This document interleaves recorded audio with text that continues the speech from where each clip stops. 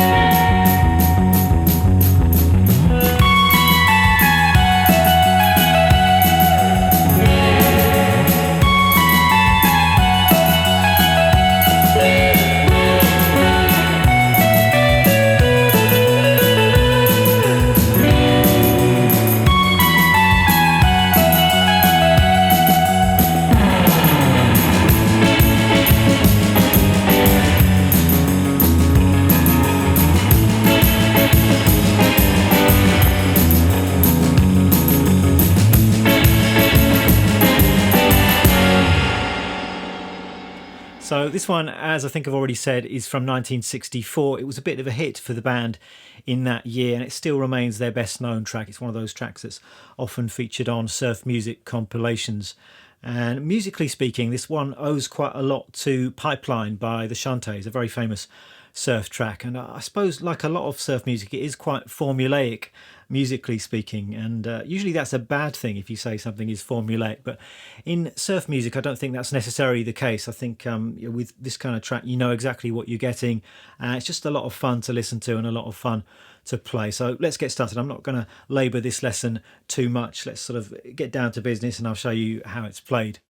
Just a quick word on the key and on the tuning. I'm playing this one in the key of F sharp minor, and that seems to be the key that it's almost always played in when you hear bands do this tune, though on the original recording it actually seems to be closer to G minor, so up a semitone. So no big deal, it's your choice how you do this. If you did want to play it in the original key or play along with the original recording, you can either just put a capo on at the first fret or just move everything up by one fret. Beginning with the opening riff then,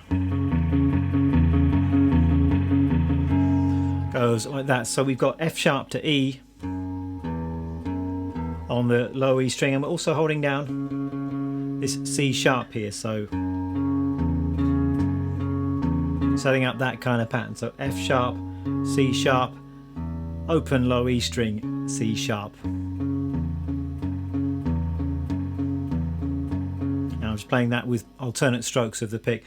With that opening riff, if you did want to play that in the original key, it would require this kind of quite ridiculous stretch. I don't know why you would choose to do that stretch when you can just play it like that. So that's one of the main reasons why I think people prefer to play it in the key of F sharp minor. And also this opening riff, obviously indebted to Pipeline there. The Pipeline opening riff is, so this is obviously very similar. And one thing you do want to do with this riff is mute quite heavily with the palm. That really helps those notes pop out, and if you've got some reverb on there, then it really helps the reverb kind of splash around. So that opening riff establishes the feel, establishes the groove. I think that part is actually played by a rhythm guitarist, and then you've got a lead guitar that comes in on top. In my performance, I'm kind of going between the two parts, doing both the rhythm and the lead together. But the lead guitar part, when it comes in, is with this melody.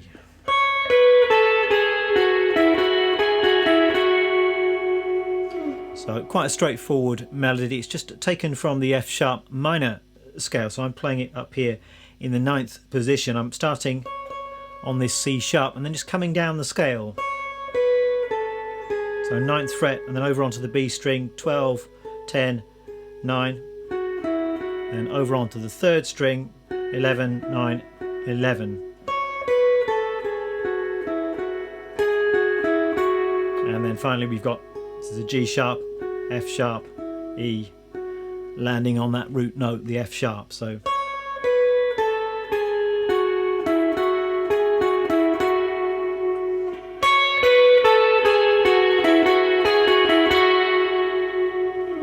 up to you how you pick that one. I would tend to pick most of that with downstrokes. I think I might occasionally throw some upstrokes in there as well. The main thing is just to make sure it comes through nice and clearly. You want to play it with a bit of commitment, play it with a bit of confidence. So you don't want to play too hard, but you want to dig in a little bit just to make that melody pop out.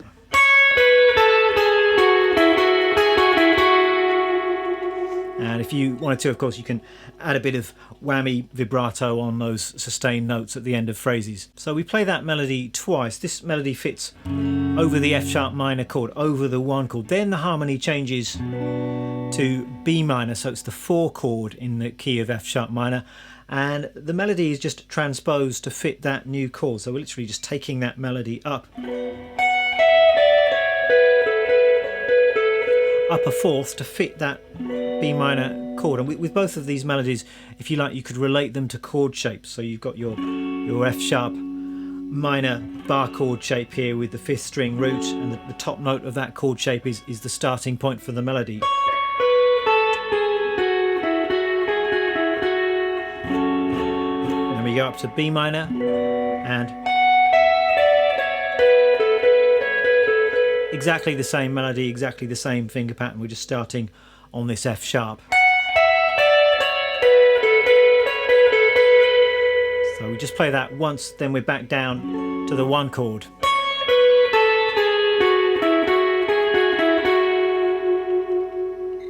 And then we've got this chordal part, which goes like this.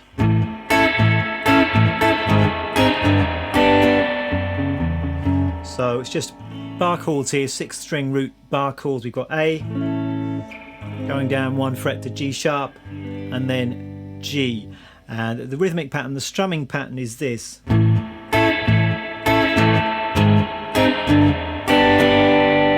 Something like that. So we're splitting the chord between the lower notes and the high notes. So, and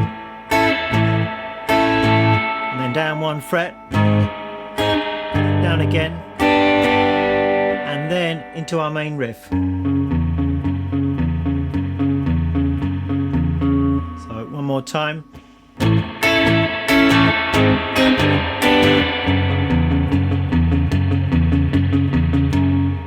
Next we return to that main melody, but we're playing it down an octave. So instead of starting on this C sharp, we're starting down here on this C sharp, playing the same melody.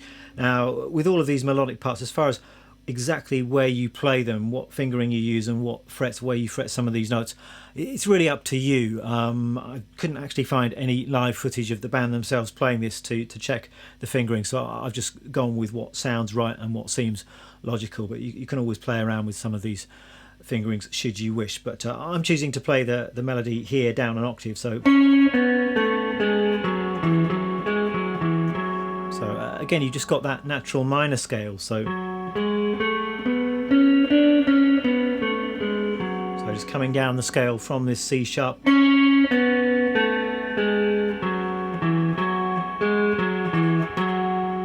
like so. And this time the melody is played with a bit of palm muting, so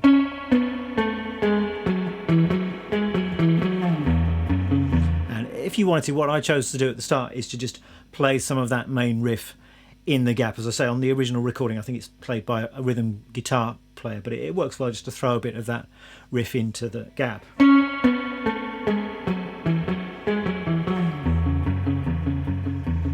And then we're doing exactly the same thing, so we're taking that riff up to fit over the B minor chord, so starting at the 11th fret on the 3rd string, this F sharp,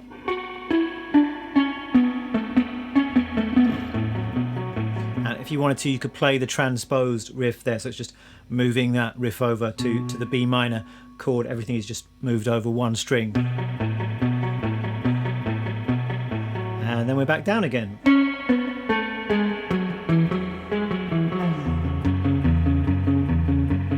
And the same chordal bit as before.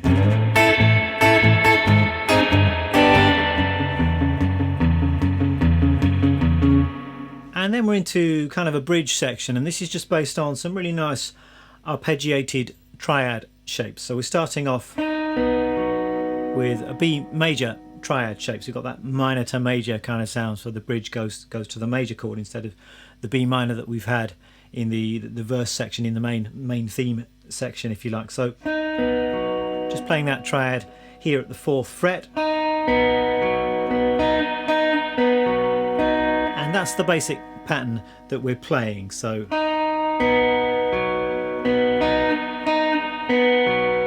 in terms of string numbers there, we've got 2, 3, 4, 3, 2, 2, 3, 4, 2.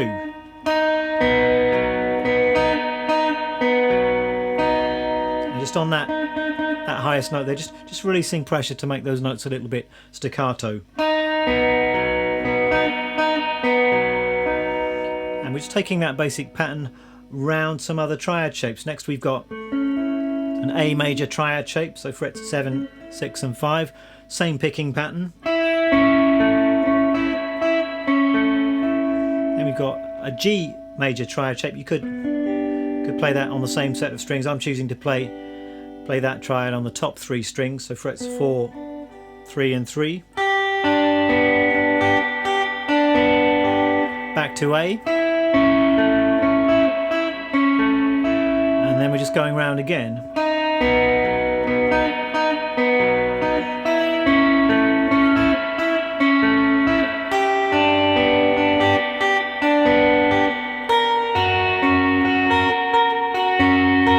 And finally there we're just going to an F sharp major triad shape. It's in that D form, so it's like a D chord, but we're just playing it up here. It's frets 6, 7 and 6.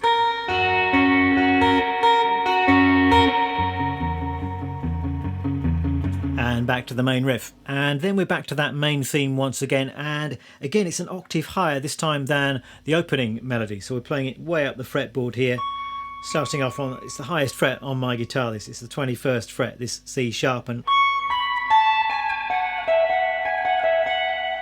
again it's exactly the same melody, just coming down that natural minor scale. Here in terms of frets we've got fret 21, 19, 17, and then the same fret numbers on the B string. So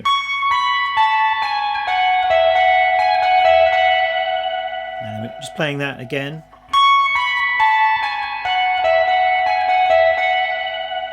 and then we're actually going down to the B minor chord. Obviously you can't go any higher if you're already on the highest fret on the guitar, so we're playing the B melody down here, starting at the 14th fret on the top string, and then back up again.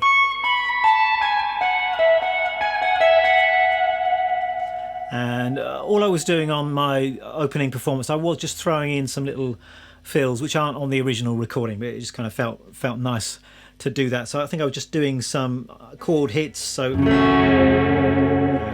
F sharp minor or B minor, maybe just some little triad fills as well, so F sharp minor triads or B minor triads. So good just to throw those in the gaps if you just want to add a bit more interest to some of these parts. That's totally optional though. And then the song finishes with more of this bar chord rhythm stuff. So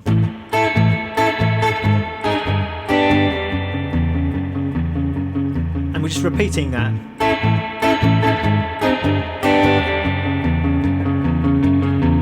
And then one final time. Ending, I think it ends on the major chord rather than the minor chord. I could be wrong, but that's what I'm doing. I'm playing the F sharp major chord to end.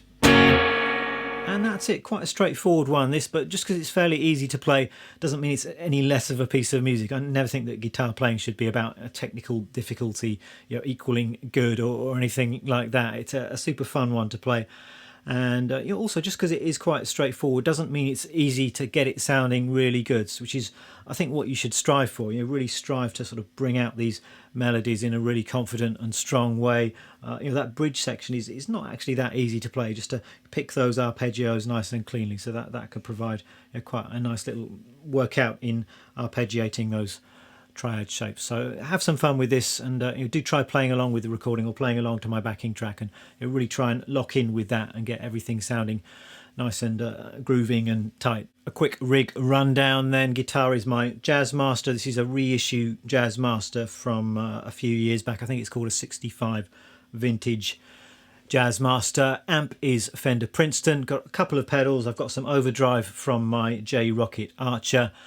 And as I often do with surf stuff, I'm using the amazing Surfy Bear reverb unit, which is kind of my go-to reverb for this kind of music. And it's just got that surf sound, that kind of splashy, drippy reverb. It always works in this kind of style. So guitar straight into the Princeton sounds like this. And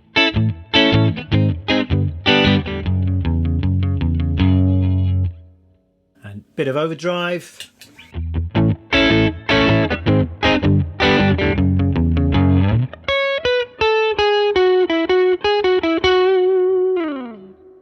And finally add in the reverb.